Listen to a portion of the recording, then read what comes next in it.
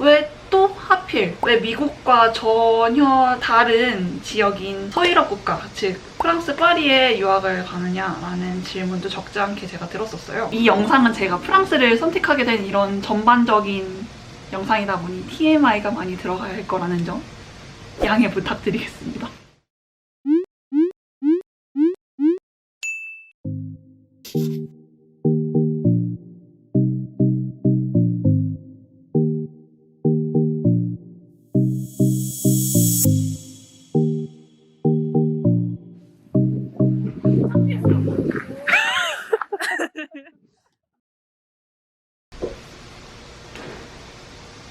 여러분 안녕! 오랜만에 영상으로 돌아왔죠?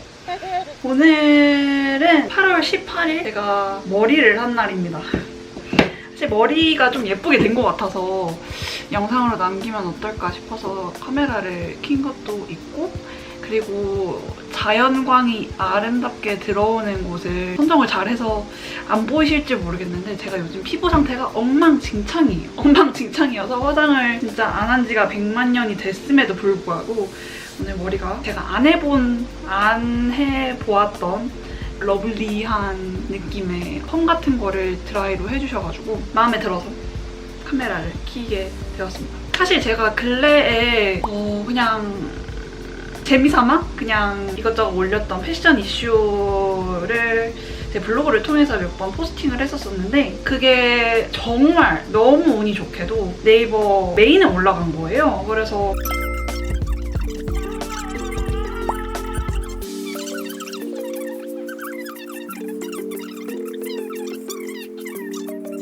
네이버 메인에 한번 오르게 되고 나서부터 뭔가 블로그에서 좀 더 초점을 맞췄던 것 같아요. 그래서 저의 블로그를 보신 분이시라면 아시려나? 네, 잘 모르겠지만 제가 프랑스에 가게 됐어요. 그래서 최근까지 대사관도 방문을 하고, 그리고 각종 서류 필요한 것들도 발급을 하고, 온라인으로 진행돼야 되는 부분들도 다 진행을 하고 해서 이제는 모든 게 이제 다 끝이 나고 비자 발급 받을 때까지를 기다리고 있는 상황이고, 거기다가 플러스 하나 더 제가 다이어트를 하고 있습니다. 오늘도 지난번 영상에서 보신 분들은 아시겠지만 지금도 2시 41분, 오후 2시 41분이 지났고 저는 아직도 점심을 먹지 못했습니다. 그래서 오늘 점심으로는 다이어트 중이기도 하고 해서 이렇게 연어 샐러드를 준비를 해봤어요. 연어 샐러드 안에 현미밥도 있고, 그리고 여기 고구마들은 제가 이거 먹고도 조금 부족하지 않을까라는 생각이 들어서 제가 집에 있던 거 2-3조각 정도 추가를 해본 거고, 여기 이렇게 컵이 있죠?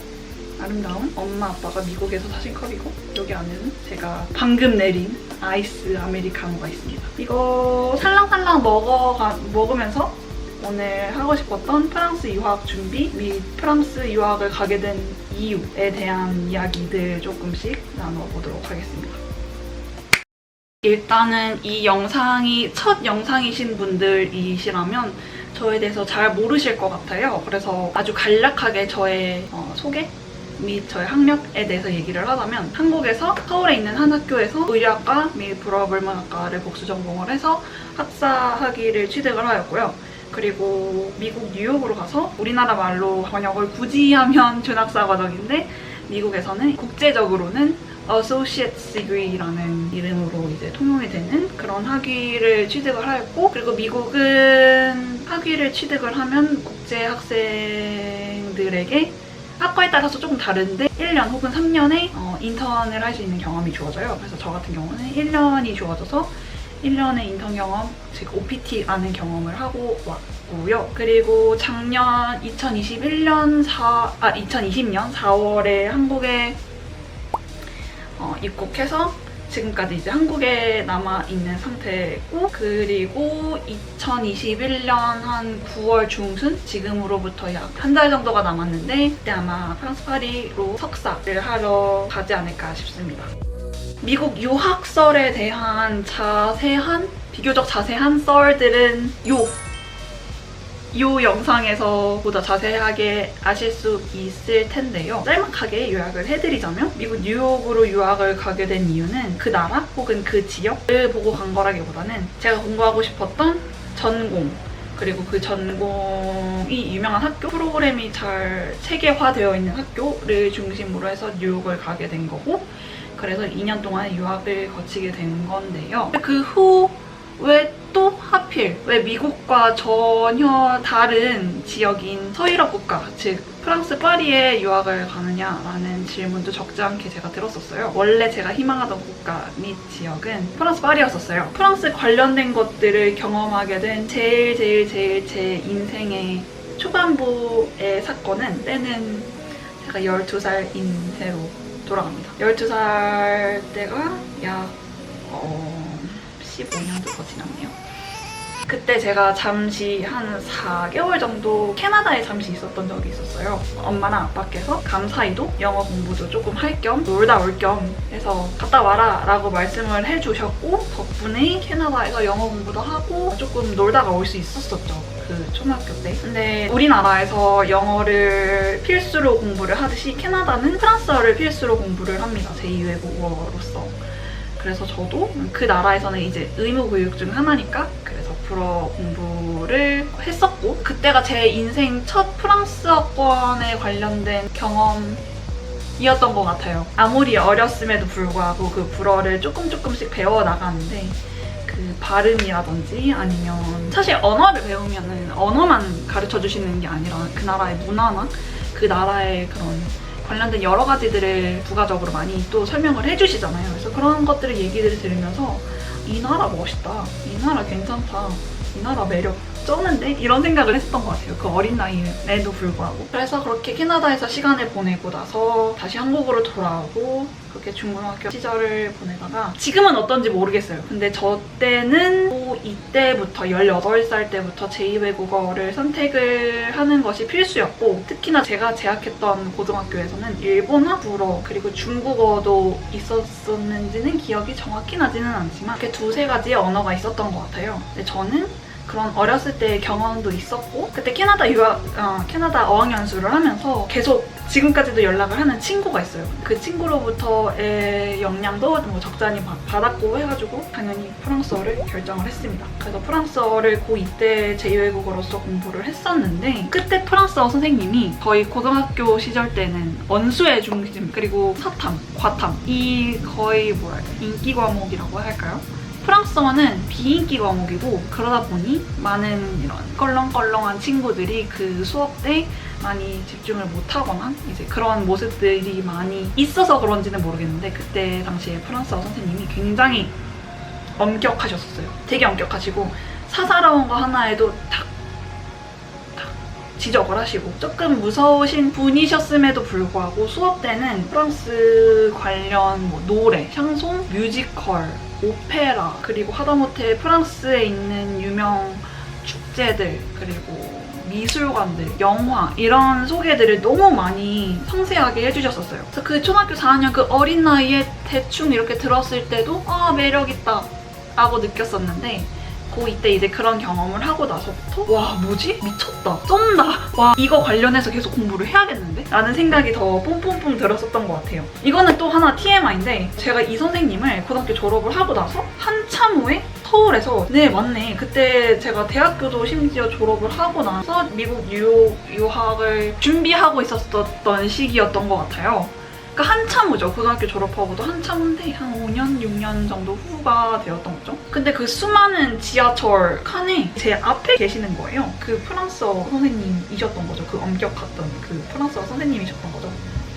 그래서 인사드리고, 안녕하세요, 선생님 혹시 이 고등학교에서 출근하신 적 있으시지 않느냐 라고 말씀을 드리니까 선생님께서 너무 놀라시면서 일단 내려봐 라고 하셨어서 그때 기억나요. 서울역에서 잠시 내려가지고 서로에 대한 얘기들을 했었죠. 저는 졸업하고 이러이러하게 지냈고, 선생님은 제가 고2 때가 이제 마지막, 그 학교에서의 마지막 기간이셨고, 그리고 그 다음에 다른 학교로 전차를 가셨었는데 이제 그 학교에서가 마지막이어서 지금은 은퇴를 하시고 선생님께서 하고 싶으신 거를 하고 계시던 중이셨어요. 그래서 이런저런 얘기를 하고 연락처도 교환을 하고, 그리고 저 미국 가기 전까지도 계속 종종 뵀었던 것 같아요. 그리고 저도 영화를 좋아하고 선생님께서 당시 프랑스 영화 관련된 그런 독립영화 관련된 촬영을 하시고 계셨던지라 네, 그거 관련해서도 이야기를 많이 나눴었고 초대도 많이 해주셨고 했었던 것 같아요. 지금은 이제 제가 미국 갔다 오고 나서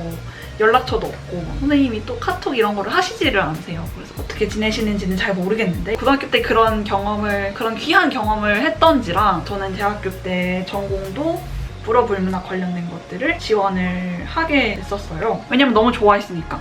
너무 그 매력에 푹 빠졌었으니까. 근데 우리나라의 그런 입시 과정을 몰라요. 지금은 모르겠어요. 근데 저 때는 수시 6개를 쓸 수 있었고 수시 6개가 모두 불합격이 되면 정시 가나다문을 썼었던 그런 체계였었는데 저는 수시 6개 중에 5개를 저는 불어불문학을 썼었던 것 같아요. 그 정도로 불어불문학 진학에 대한 꿈이 굉장히 컸었고 했었으나 네, 수능 등급에서 제가 정말 난생 처음 보던 숫자의 조합을 수능 성적표에서 보았고 그때 저는 제 인생이 망하는 줄 알았고 했었었는데 지금 잘 살고 있잖아요. 우리나라 고등학교에서 참 수능 못 보면 망한다. 그래서 못하면 인생 망한다.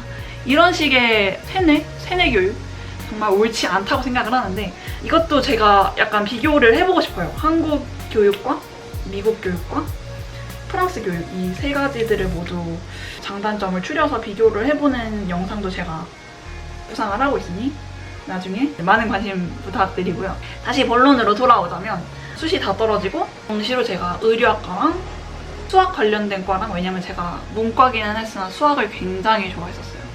그래서 여튼 그리고 영어 관련된 또 과를 지원을 했었었는데 수시 다 떨어지고 정시는 다 붙은 거죠. 그래서 셋 중에 대학 가서도 원수회를 해야 되나? 라는 생각이 들어서 저는 정말 가벼운 생각이었었어요. 의류학과를 선택을 하게 된 거죠. 샐러드도 먹어볼게요. 이게 연어여서 조심조심 빨리빨리 먹어야 될 것 같습니다. 오늘 머리가 너무 마음에 드는데? 이런 머리는 저랑 정말 거리가 먼 머리라고 생각을 했는데 봐줄만은 하네요. 그죠? 네, 그렇게 의류학과를 선택을 하고 나서 이거는 내가 가야 될 길인가 보다라는 생각을 하고 불어불문학은 뒤로 하고 계속 의류학과에 매진을 하다가 원래 제가 알기로는 복수전공을 신청을 하면 2학년 1학기, 2학년 2학기 때 정도 신청을 하거든요. 근데 제가 1학년 때는 조금 방황을 했어요. 왜냐면 저는 그냥 별 생각 없이 의류학과를 지원을 했고 붙었고 이래서 오게 된 건데 동기 친구들은 다들 뚜렷한 그런 야망, 꿈, 욕심을 가지고 지원을 한 거예요. 나는 뭐지? 라는 생각을 많이 했고 학교 생활을 좀 집중도 있게 하지 못했던 것 같아요. 그래서 1학년 그냥 그렇게 지내고 그리고 2학년 때부터 정신을 차려서 그때부터 이제 1학년에 그런 방황하는 삶을 이제 커버를 하기 위한 노력이 들어갔고 그래서 저는 3학년 1학기라는 조금 비교적 늦은 시기에 복수전공을 시작을 하게 됐어요. 그때가 22살이었나요? 22살 때 불어불문학을 시작을 하게 됐고 불어 꿀잼이다. 불어 해야겠다. 라는 생각이 들어서 그때부터 꾸준히 프랑스어를 공부했다기보다 프랑스어 관련된 것들을 많이 찾아봤던 것 같아요. 그 말은 즉 불어 잘 못합니다. 정말 진짜 기본적인 것만 합니다. 예를 들면 사바? 솔직히 두 글자인데 comment parlez-vous? 뭐 이런 거 vous appelez comment? 뭐 이런 거 vous avez quel âge? 뭐 이런 거 이런 그냥 진짜 기본 중에서도 기본인 것들은 좀 기억을 하는 것 같은데 그 외의 것들에 불어 관련된 것들은 많이 까먹었어요. 솔직히 지금 약간 촉박하긴 한데 여튼 미국 유학을 갔다가 이제서라도 프랑스 유학을 가자, 프랑스에서 경험을 해보자 라는 생각이 들어서 석사를 프랑스 파리로 지원을 하게 된 저의 약간 TMI스러운 썰이었습니다.